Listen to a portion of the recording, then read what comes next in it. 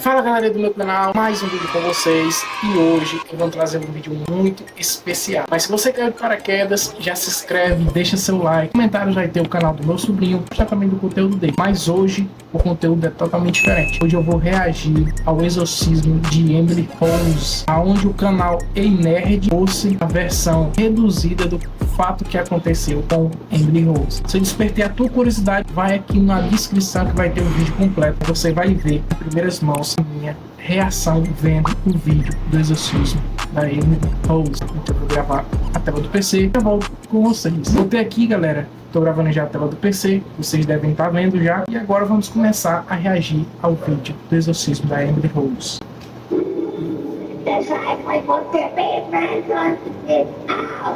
Ela era só uma adolescente quando começou a ser atormentada por vozes, com convulsões incuráveis, e foi internada no hospital psiquiátrico. Mas ao invés de melhorar, ela piorou. Muito. Ela passou por quase 70 sessões de exorcismo, que ela mesma pediu para ter, e teve os momentos mais terríveis da vida dela filmados. Ela morreu aos 23 anos, toda desfigurada e desnutrida, mas nem depois da morte ela teve descanso. O corpo dela foi desenterrado para ser investigado, e Hollywood aproveitou a história dela para fazer filmes. Ela fez um país inteiro ficar sem palavras e mudou para sempre o ritual de exorcismo. Vem comigo para conhecer os detalhes macabros da verdadeira história da Emily Rose. Cara, o que parece é que realmente, assim, essa menina, né, ela foi usada como, uns poucos, como um experimento científico, porque inovar, né, a questão do exorcismo. Então, sofreu bastante, né, como ele disse aí, morreu sofrendo, enfim, deve ser horrível isso também. Né? Um fato que nenhum filme teve coragem de mostrar.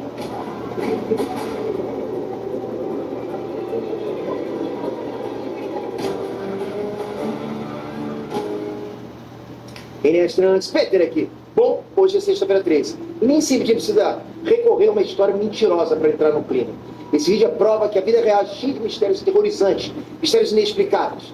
Faz 50 anos que a tragédia de uma garota segue sem explicação. A religião, a ciência e a justiça não chegaram no consenso. E no meio desse caso, uma garota de 16 anos que tentou fazer tudo certo.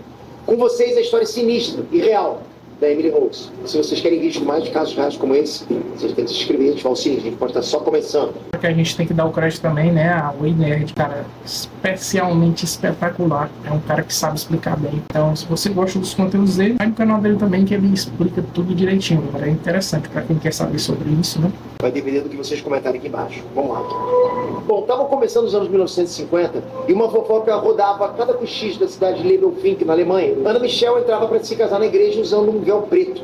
A mensagem era clara. Todo mundo sabia que quando uma noiva entrava na igreja com um véu preto, a família tinha sido desonrada. Ana Michel teve uma filha antes de se casar. E na época, imagina, 75 anos atrás, isso era uma vergonha. Uma mancha que ia ficar para sempre na família Ana. E mesmo com todos os olhares atravessados... Então, no caso, galera, quem se casava com um véu inclinado preto, que já tinha feito atos antes do casamento, né?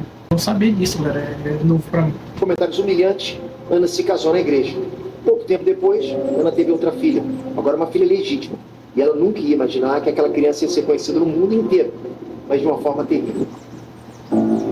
O filme Requiem chamava essa garota de Micaela. O exorcista de Emily Rose também mudou o nome dela. Mas, na vida real, ela era... Agora eu entendi. No caso, a Emily Rose é filha dessa mulher que foi que fez as coisas antes do casamento. Agora eu tô entendendo.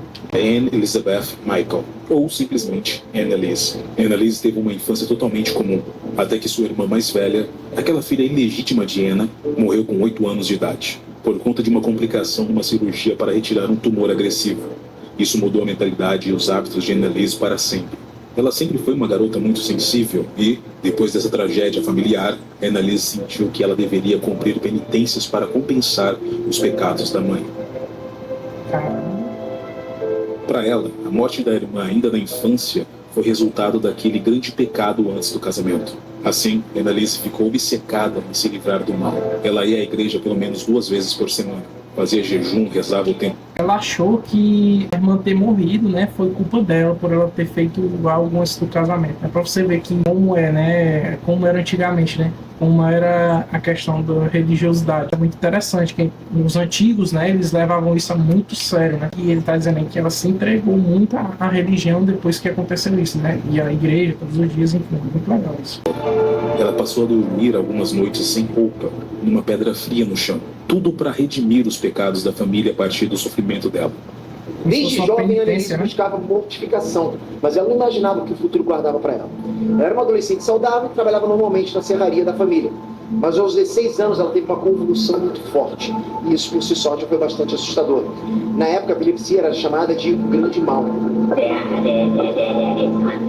A família correu para buscar tratamentos com médicos e neurologistas, mas esse problema não era o único que a Annelise estava enfrentando. Tinha mais coisas perturbadoras acontecendo que só a Annelise sabia.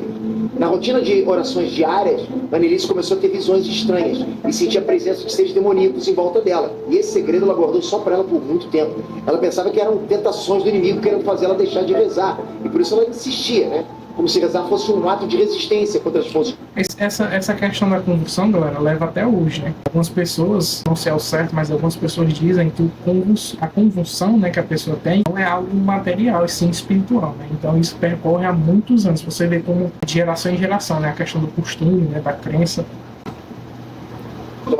Que agiam sobre a família dela. Mas as coisas foram ficando cada vez mais difíceis.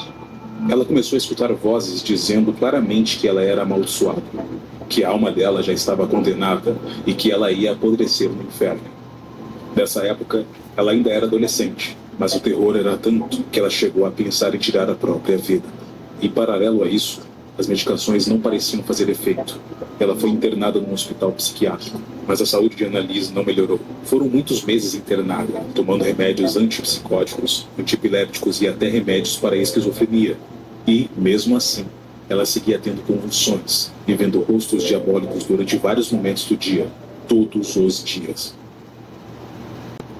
Como ela nasceu num lar cristão, né, e vendo que... Então era algo frequente, né, que acontecia, e pelo jeito aí do andar da carruagem, que a galera pensava, não tem jeito, né. Ela também, né, via muitas coisas, cara, imagina assim, o cérebro da pessoa, né, que vê essas coisas, né, que geralmente sofre com isso, né, esquizofrenia, deve ser uma coisa assim terrível. Se não ajudava em nada no sofrimento dela, a Annelise começou a considerar que os tormentos dela podiam ser possessões demoníacas. E aí, como os tratamentos não ajudaram em nada, ela deixou o hospital e voltou para casa. Ela e a família fizeram uma peregrinação para São Damiano, que era considerado um lugar santo. Talvez lá ela encontrasse a cura.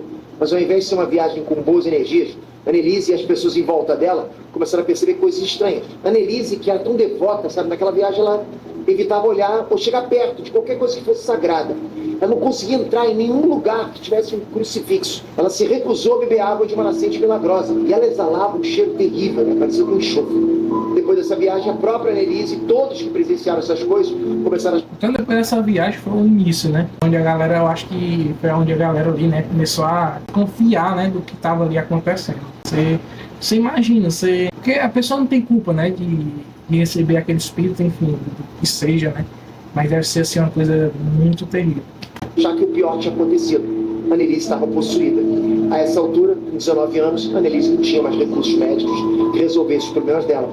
E ela também não conseguiu um refúgio e alívio nas orações que ela mesma fazia. E depois daquela viagem a São Damiano, ela mesma procurou uma igreja e pediu para ser exorcizada. Ela procurou o padre da cidade para pedir ajuda, mas o pedido de exorcismo foi negado. Aí a Annelise se sentiu devastada, mas ela insistiu. Ela procurou outra igreja e explicou tudo, mas o pedido de exorcismo foi negado pela segunda vez. Os primeiros religiosos que tiveram contato com ela reforçaram a suspeita da doença, né? Não iam conceder o ritual de exorcismo para uma moça que parecia ser esquizofrênica, né? E além disso, para que ela pudesse ser exorcizada, o bispo teria que autorizar.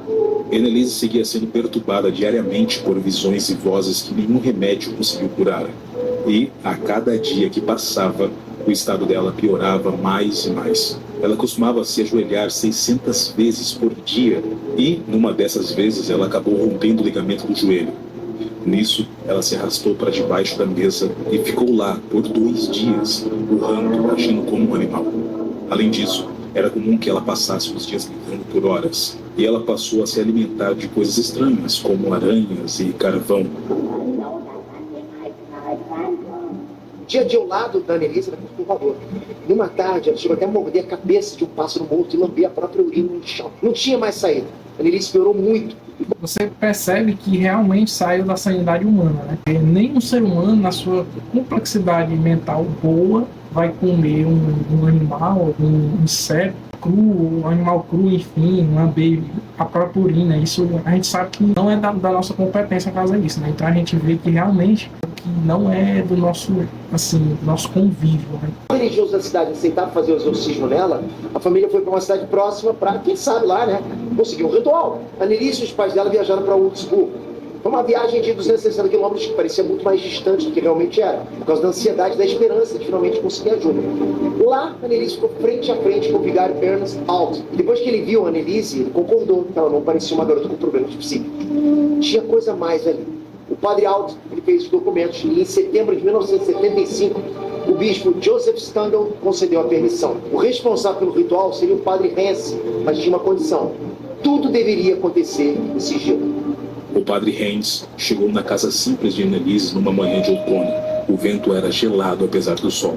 Ele usava um chapéu e roupa toda preta e trazia um livro antigo na mão, o Rituale Romanum, um manual de exorcismo que existia desde 1614. Não tinha mais volta. E Annelise finalmente ia passar por um ritual antigo e perigoso. O clima de esperança tomou a casa inteira. Caramba, então quer dizer que não era Bíblia, né? Era um livro terciário, né? Era outro livro, então. O padre Hens preparou todos os objetos, as vestimentas oficiais e começou o ritual seguindo cada passo do manual. Aquele mesmo manual que realizava exorcismos no mundo inteiro há mais de 300 anos. Mas a alegria durou pouco. Se aquilo era um fenômeno maligno, ele era extremamente forte. Foram 10 meses de batalha espiritual intensa. Annelise passou por 67 sessões de exorcismo, 1 ou 2 por semana, com duração de até 4 horas. Em um certo ponto, o padre Hens precisou pedir que o padre Alto fosse junto com ele, porque sozinho ele sentia que não podia, não estava conseguindo. Durante todo esse tempo, Annelise ficava trancada num cômodo, dia e noite, e se recusava a comer, beber ou dormir. Às vezes a agressividade dela era tanta que a família precisava acorrentá-la na cama. Mas durante os rituais, o que era terrível ficava ainda mais assustador. Annelise mudava de voz, assumia vozes masculinas com línguas e sotaques que ela nunca conheceu. E, quando acontecia, ela se apresentava com nomes esquisitos de Lúcifer, Judas, Nero, Caim e Adolf. Mas ela não passava o tempo todo em crise. Os dias alternavam entre momentos traumáticos e momentos de silêncio e dor. Quando a Annelise estava consciente de si, ela falava sobre a própria morte. No meio de tantos momentos de horror, ela entendeu algumas coisas. A primeira é que ela não ia conseguir se libertar da possessão. A segunda é que ela poderia encontrar um propósito no alto sacrifício. A Annelise começou a dizer que iria dedicar todo aquele sofrimento e até a própria morte dela para expiar os pecados do mundo que ela conhecia. A Annelise parou de comer. Mesmo nos dias de calmaria, ninguém conseguia fazer a Annelise se alimentar. E ela também pediu para que não tivesse mais atendimentos médicos dali em diante. A Annelise decidiu. Ela ia entregar a própria vida no mais absoluto sofrimento pela salvação das almas. Era o dia 1º de julho de 1976. Na madrugada, a Annelise disse uma frase que a mãe dela nunca mais ia esquecer. Mãe, estou com medo. A noite seguiu. Era o auge do verão na Alemanha. E a natureza preparou um cenário bonito. Os pássaros cantavam, o sol brilhava. O dia amanheceu como qualquer outro dia de verão. Mas, para a família de Michael, aquela manhã foi sombria. Annelise morreu durante o sono, aos 23 anos de idade. No meio da dor e as lágrimas, a família também sentiu, quase que com culpa, um certo alívio. Annelise finalmente descansou. A história deveria parar por aqui, mas a tragédia se estendeu muito mais. Logo depois da morte da Annelise, os padres Ernst Alt e Arnold Hens fizeram um comunicado do óbito para as autoridades locais. Mas o que ninguém esperava é que as autoridades abriram um inquérito imediatamente e as investigações começaram. Os promotores públicos responsabilizaram os 2 padres e os pais da Annelise de homicídio causado por negligência médica e o caso ia a julgamento. Mas mesmo antes do início do processo, uma freira carmelita da cidade de Aargau, na Alemanha, enviou uma carta para os pais da Annelise. Ela contou que teve uma visão.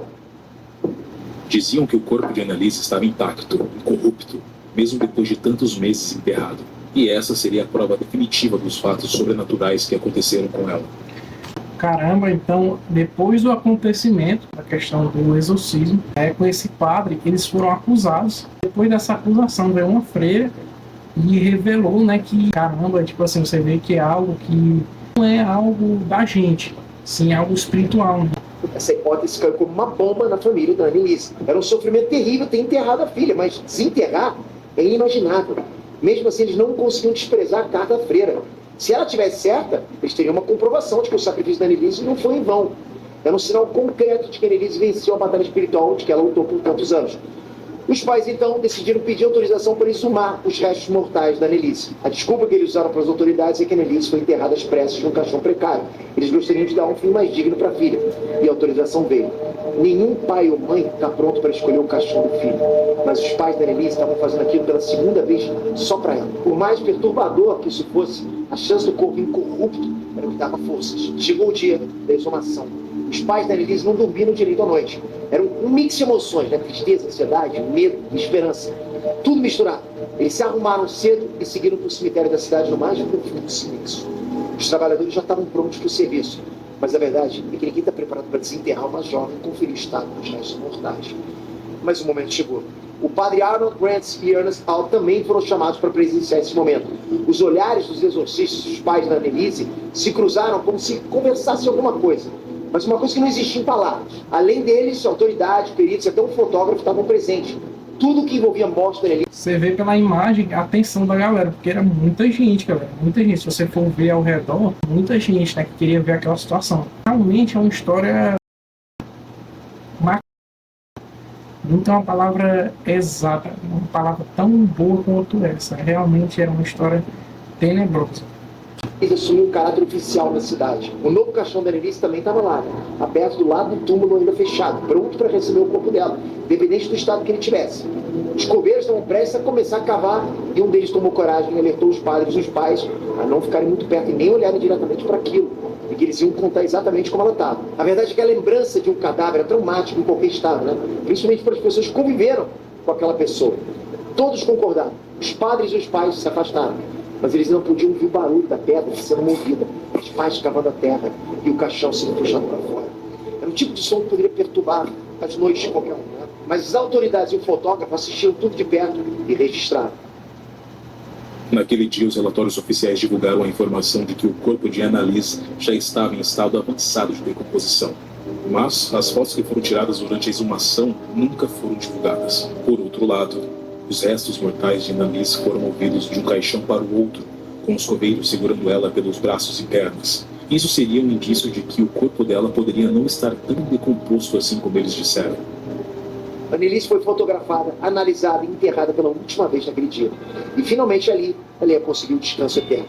Mas a história dela ainda tinha mais capítulos e ela iria ser exposta mais vezes, só que de jeitos diferentes. Em 30 de março de 1978, a cidade de Klingenberg amanheceu agitada. O povo comentava sobre o julgamento que ia começar. Ou seja, a revelação da freia meio que caiu por terra com essa situação, né? Que não tava, o corpo não estava íntegro, né? Estava já em decomposição. A imprensa estava de olho no banco dos réus. Pai, uma mãe e 2 padres. Todos acusados de deixar uma jovem doente morrer de inanição. Antes mesmo do juiz da sentença, o julgamento estava acontecendo nas folhas de jornal e nos comentários de casa em casa, né? Annelise morreu e a culpa era de quem? Da família, da religião, dela mesma, dos médicos ou do diabo, né? Esse tipo de coisa. Os psiquiatras que atenderam a Annelise no hospital foram chamados para prestar depoimento. Eles foram diretos. Para eles, os padres tinham feito um ato de indução doutrinária com os rituais de exorcismo, né? Isso teria reforçado o estado psicótico da Annelise. Para os psiquiatras, se ela tivesse sido levada para o hospital e forçada a se alimentar, ela ainda estaria viva. Perante o tribunal, os médicos afirmaram categoricamente que Annelise não estava possuída. Mas um médico falou uma frase que ninguém esperava. O Dr. Richard Roth, que foi um médico chamado pelo padre Ernest Alt em um dia de exorcismo, contou que, depois de consultar a Annelise naquele estado, ele disse: não existe remédio contra o diabo. A defesa dos padres foi feita por advogados contratados pela igreja. Os advogados argumentaram que o exorcismo tinha sido um ato lícito e que a Constituição alemã dava o direito dos cidadãos de exercer as suas próprias crenças religiosas sem restrição. A defesa dos pais apelou para o impar. Eles exibiram para o júri as gravações de vídeo de várias sessões de exorcismo da Annelise. E por mais céticos que muitos eles fossem, todos ficaram abismados com as imagens, o comportamento e as vozes que saíram da Annelise durante o ritual.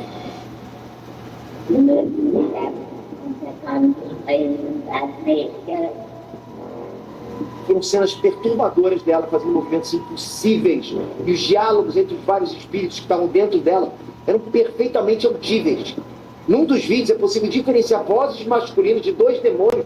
Não era algo que eles imaginavam ouvir, né? Eles estavam tendo a prova, ou seja, não foi algo é da tua imaginação, não foi, entendeu? Foi algo que realmente eles tinham gravado, tinha vídeo, não tinha como eles duvidar, galera. E realmente é o trabalho deles, né? Geralmente delegados, juízes, eles não creem, né? São ascéticos, né? E não creem em nada, mas, enfim, depois dessa história eu acho que eles vão começar a crer. Discutindo entre si sobre qual deles teria que sair primeiro do corpo da Annelise. E as duas vozes assombrosas saíram dela. A mãe de Annelise sentou no banco dos réus e falou sem medo. Deus nos disse para exorcizar os demônios de minha filha, e eu não me arrependo de sua morte. Para uma pessoa de fé, essa foi uma fala grandiosa, mas, para a justiça, foi um escândalo. No fim do processo dos pais da Annelise, os 2 padres foram considerados culpados de homicídio e negligência médica. O juiz deu uma sentença de 6 meses com liberdade condicional, desde que pagasse uma fiança. Todos foram considerados culpados por permitir que uma garota de 23 anos morresse de fome dentro da própria casa. O caso fez a Alemanha inteira debater sobre a liberdade religiosa e os direitos de pais e filhos. Depois disso, os bispos da Alemanha pediram para o Vaticano rever o ritual de exorcismo por causa do que aconteceu com a Annelise, e o processo foi aberto para estudo. Em 1999, o Vaticano publicou a primeira atualização do ritual de exorcismo desde o século XVII. E desde então, é obrigatório uma avaliação médica antes de tudo. Só depois da liberação clínica, com exames comprovando a saúde mental, é que o exorcismo passa a ser uma opção para as pessoas que se sentem perturbadas. E essa é a regra até hoje. O caso da Annelise provocou processos, debates, mudou leis da Alemanha e do exorcismo no mundo inteiro. Mas a história ainda não parou por aí. Quando completou 30 anos da morte da Annelise, essa história voltou à tona. Em 2005 lançaram o filme Exorcismo de Emily Rose. O filme virou um clássico dos filmes de terror e a história da Annelise apavora muita gente até hoje. E nem assim Annelise descansou. Uma foto real dela foi mostrada no filme. Mas muita gente não sabe que durante as gravações da história da Annelise no cinema, outros fenômenos assustadores voltaram a acontecer. A atriz, a Laura Linney, que interpreta a advogada Erin Brunner no filme, ela contou que o rádio e a televisão dela ligavam sozinhos no meio da noite durante o tempo que ela gravava o exorcismo de Emily Rose. A própria Jennifer Carpenter, que interpretou a Emily Rose, ou seja, a Annelise da vida real, ela também contou que presenciou fenômenos parecidos com esse, e igualmente inexplicados. Ela jura que o rádio da casa dela também ligava sozinho, mas com detalhe, ele tocava sempre o mesmo trecho da mesma música, várias e várias vezes durante a noite. A música era sempre Alive, da banda Pearl Jam. Toda noite, durante a gravação do filme, a atriz era acordando. Você imagina, cara, ser ator de um filme desse, cara. Eu não tinha coragem, não, de atuar num filme desse aí de terror, ainda mais com o nível de terror que é, né? Um terror real. Então, galera, realmente não tem como isso não acontecer. É bem que meio que visto que isso ia acontecer, porque se realmente ela tava com aqueles, não sei, né, possuída com tal espírito, não sei. Se a pessoa fosse contracenar ela, iria sentir esse peso, entendeu? Então já meio que era esperado. Por essa música no rádio, assim que ninguém tinha ligado a aparelho. E para piorar, a música ficava repetindo a mesma parte do refrão que diz I'm still alive, ou seja, eu ainda estou vivo. Será que a Annelise ficou perturbada com a exposição do filme sobre ela? Será que a alma dela ainda não encontrou descanso? Ou será que eram os espíritos que estavam só brincando com quem abriu a porta fazendo o filme? Até hoje ninguém tem certeza do que atormentava a Emily Rose de um jeito tão brutal. A garota foi possuída por vários demônios ou sofria de um mal psiquiátrico severo? Ninguém consegue comprovar, mas também ninguém consegue desmentir. Agora é o seguinte, acabei de reagir a esse vídeo. Se você gostou, deixa seu like. Se você está gostando dessa série aqui no meu canal, reagindo a coisas de terror, tipo de coisas, já deixa nos comentários e deixa também nos comentários o vídeo que você quer que eu reaja aqui no canal. Obrigado por assistir e até o próximo vídeo nesse mesmo canal.